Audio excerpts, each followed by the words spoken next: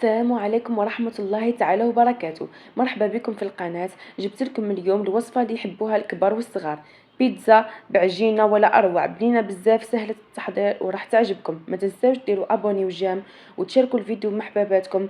والآن نبداو في الوصفة على بركة الله.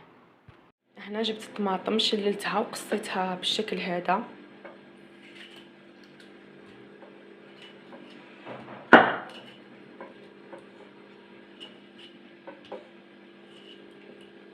ما قصيت الطماطم كامل، حطيت الملح والفلفل الكحل وحطيت فص ثوم كبير، لكن الثوم تاعكم صغير ديروا زوج فصوص.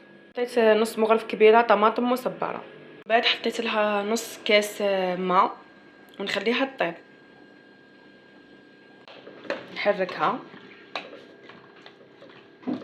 نحركها مليح بيتخلطوا المكونات مع بعضها مع الطماطم، ومن بعد نحطها تطيب كما قلت لكم. هنا قصيت الفلفل بالشكل هذا كيما هكا. جبت سكالوب نقص فيه كيما هك قطع صغيره بالشكل هذا. انا حنستعمل سكالوب، من نتوما استعملوا اي حاجه عندكم. تحبوا تستعملوا اللحم راح يستعملوا، تحبوا تستعملوا الطون كيما تحبوا حسب واش متوفر عندكم.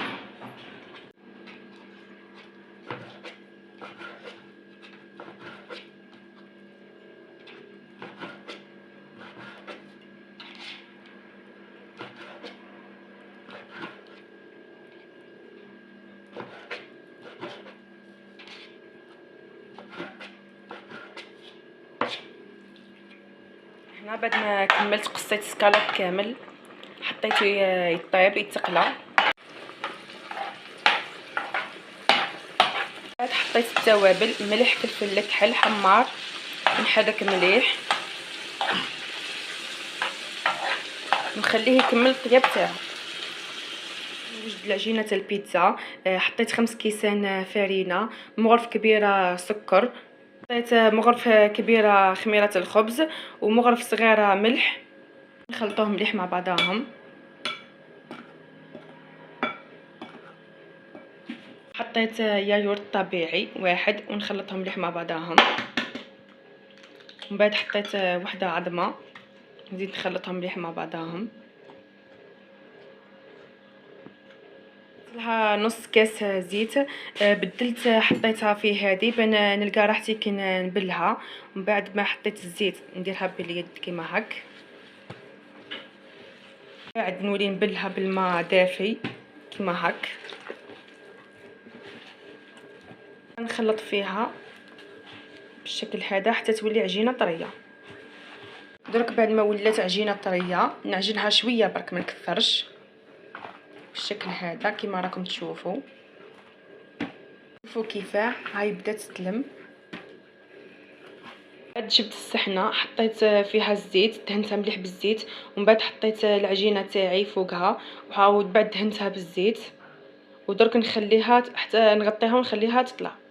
الطماطم طابت، حطيت نرحيها. بعد ما العجينه طلعت هبطت لها الخمور بيدي، ومن بعد قصيتها كيما هكا 3 قطع، ومن بعد ندير لها كيما هك، نعجنها كيما هك، نديرها بالشكل هذا.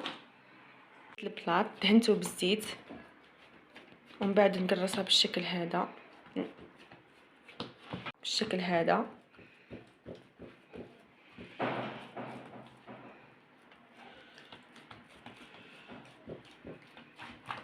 ديروها بشكل دائري كيما هك. ما قرصتها في البلاط بالشكل هذا بشكل دائري، نقبتها بالفرشيطه. الطماطم اللي طيبتها معاكم بالشكل هذا، نوزعها على العجينه كامل تاع البيتزا. من بعد حطيت الفلفل اللي قصيته معاكم قبيله كيما هك بالشكل هذا، وحطيت الطماطم تاني اللي قصيتها. بعد حطيت السكالوب اللي درتو معاكم قبيله وطيبته.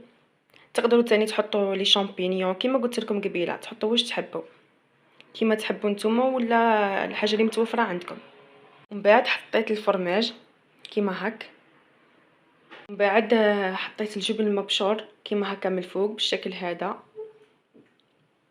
ودرك نحطها في الكوشه طيب على درجه حراره 180 درجه. بعد ما طابت شوفوا زيماه. وصلنا لنهايه الفيديو. نتمنى تكون هذه الوصفه عجبتكم واستفدتوا منها.